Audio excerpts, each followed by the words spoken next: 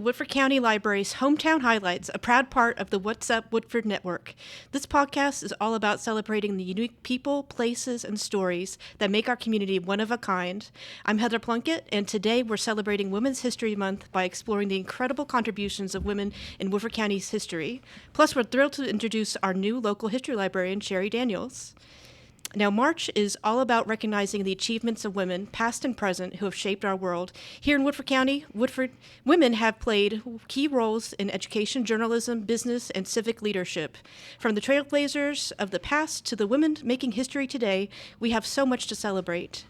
One of the best places to dive into local history, our history room at the Woodford County Library. And speaking of history, we have a special guest joining us today, our new local history librarian, Cheri Daniels. Cheri, welcome to the podcast. We're so excited to have you here. Can you tell us a little bit about yourself and what drew you to this role? Hi, Heather. Thanks so much for having me today. This is a real treat. I had to say the story of me, actually, without getting into too much detail, goes back to the women in my family, actually. Technically, I'm an 8th generation Kentuckian, but because my family was geographically split, I like to say, between the North and the South. So my dad's family from Ohio area and my mom from Kentucky. I was born technically on the Kentucky side of the river, but grew up in Cincinnati. And then later on in life, but about 30 years ago, we moved back to Kentucky. And so I've been in central Kentucky for the past 30 years. And, you know, even though I grew up in Cincinnati, I kind of consider myself kind of a central Kentucky girl. You know, I've worked in libraries since I was 16, and a lot of those libraries have been right here in central Kentucky. University of Kentucky, I'm a 2-time grad of UK, and I worked in the state government at the State Historical Society for a little over 11 years there. And so, again, I've been in central Kentucky for a long, long time, and, you know, it's dear to my heart. And I actually live over in Scott County, so it's, you know, not that far. And so when this opened up, I was already cognizant of the Woodford County Historical Society and the work that they did. So, in fact, I already knew about that collection. Like, it has a reputation. It's a really, really great collection. And when I'd heard that you guys opened that history room, which was about 2023, so it's been almost a couple years now. And when this position opened up, I was really excited to come over and see what I could contribute to this really great collection. Well, you've been contributing a lot, you know, so far, and we're just really glad to have you. Great. The History Room is already a treasure trove with Yes. old editions of the Woodford Sun, local artifacts, and genealogy records. Mm-hmm. What are some of your favorite finds so far?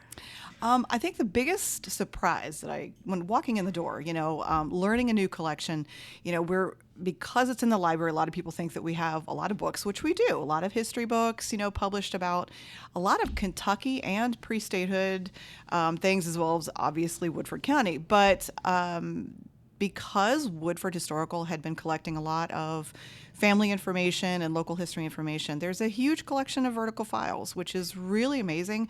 I was just doing the math for something else that I was writing recently, and I asked Wendy, our wonderful assistant there in the room. A lot of people know Wendy.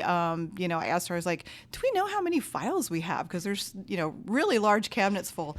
We did a little estimate. It's over 5,000 files there. So if you have any family, you know, from Woodford County, or just if your family ever touched Woodford County ever, you know, or even some of the surrounding counties, you know, there's likely going to be something that, you know, connects back to you. That was one of my first really great I guess, discoveries, the fact that I could actually dig into those. Day 2, though, I was looking through some of the rare books, and I happened to be excited over the fact that we had a couple of volumes of Littell's Law, which that's just one of those early publications, not too long after we became a state, where, you know, he's documenting the different things that we had, the different laws passed and the people involved with all of that. And I opened up the covers, and it turns out Henry Clay's signature was in the front cover of both of them. And I did reach out to Ashland, Henry Clay's estate in Lexington, and talk to the curator, Eric Brooks, out there. And, you know, we both kind of debated a little bit whether it was really his books or not. And I sent him a copy of an image of it, because a lot of Henry Clay's books are not here in Kentucky. They're actually at the Library of Congress, because after being a congressman, that's where his collection went. And within a couple of minutes, I got an email back. He said, "I think you have Henry Clay's law books."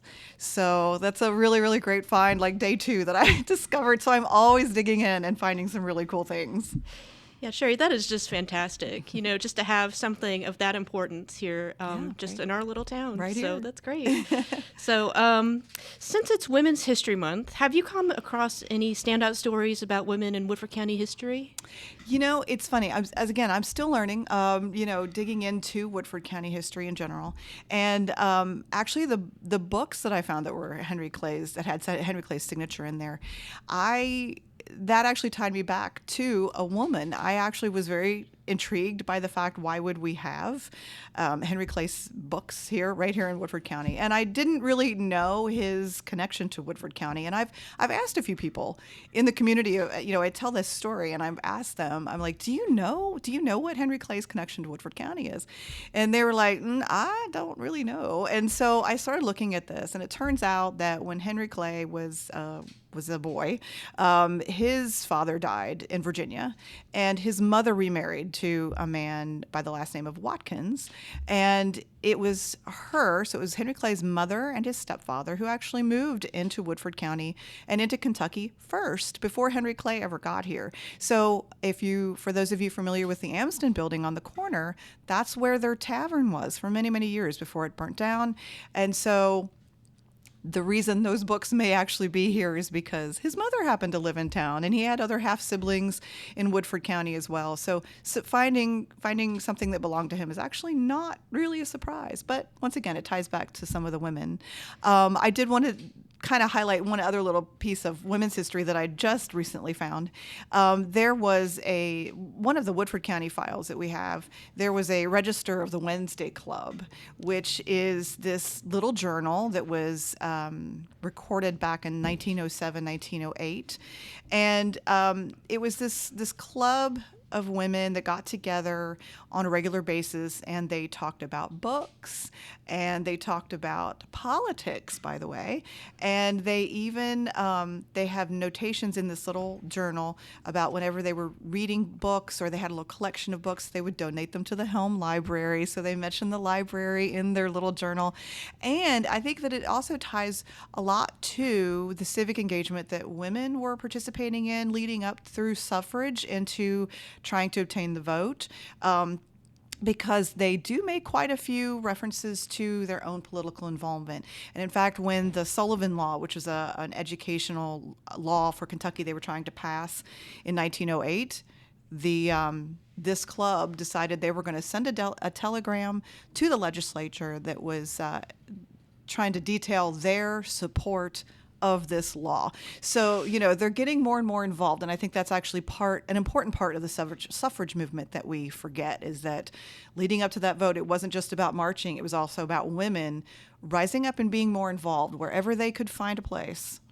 They were doing so. And this is, I think, a really, really great piece of that history right here. Again, right here in our local history room.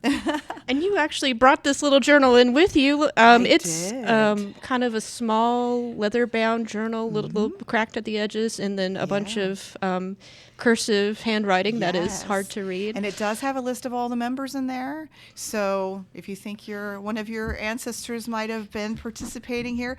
Interestingly enough, though, this also speaks, I think, again, to why it's hard to research women the farther back you go in time, is because a lot of these women, as they're recording their activities and even the list, they're usually listed by their married name. So it's Mrs. George so-and-so or Mrs. Henry so-and-so. And so even having their first name in there, it's not there yet. Like, they haven't advanced that far yet. But that's, again, another challenge to researching women as we go back in time. Yeah, exactly. So do you have a favorite historical figure, local or beyond, that has inspired you? Local... I think this is another interesting story that I was coming across because we were just the Midway Christian Church records were donated to us not too long ago. And one of the stories or little anecdotes, and it's also an historical marker, is that that Cheri Nation was had some of her local history was in Midway. She actually lived there for a little bit, I guess, as a younger person. And so for those of you who don't know who she was a woman that was convinced alcohol should not be sold anywhere, nationally. This was leading up, this is the temperance movement and everything. And she was famous for having a little hatchet, and she would go and she'd smash up bars. She would, she would destroy as many bottles as she could. And obviously in a place that is known for bourbon, that's a really hard sell, I'm just like, okay. But she did, they actually did get it passed. Prohibition happened. But leading up to that, she was a very famous figure with that little hatchet that she would go around. And she was actually, people considered her being from like Kansas. So it wasn't that she was necessarily known as a Kentucky person, but she was born in Kentucky. Like I said, she kind of half grew up, part of her youth was in Midway. And when she was at the height of her popularity, she had like a really big rally up in Cincinnati. And I think the year before that, some of her friends, her local Midway friends, said, would you come to Midway and do a rally for us?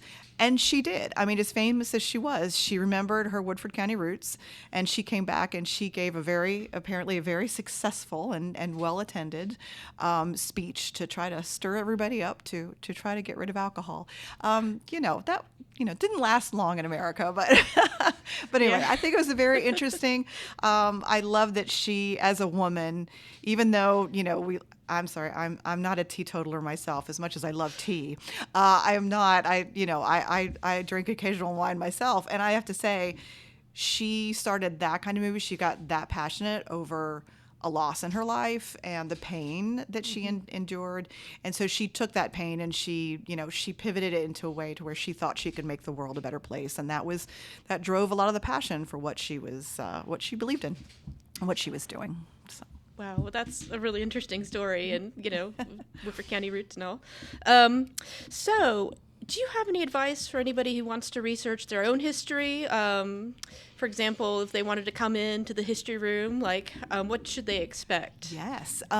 So a few things to note about the history room is that the history room is open anytime the library is open. So you don't have to make any appointment. We have some great things. Yes, some things are, locked behind in cabinets and things for safety, for security. But, come on in. Even some of our books you can actually check out and take home. And, researching, like I said, researching women is a challenge just because as you go back in time, it's predominantly white men who were, the ones that were recorded most in the documents. However, women did show up. So, come in and talk to our staff. Again, go through our vertical files. We have things at your disposal, even if you're not from Woodford County and you just want to research your heritage. We have a lot of great resources in there. So we have free access to Ancestry.com. We've just become a Family Search affiliate library, which means you have access to more documents than you would at home for that program.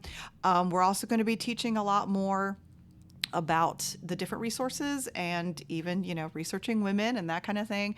So, like I said, don't think that you can't find your female ancestors as you go back.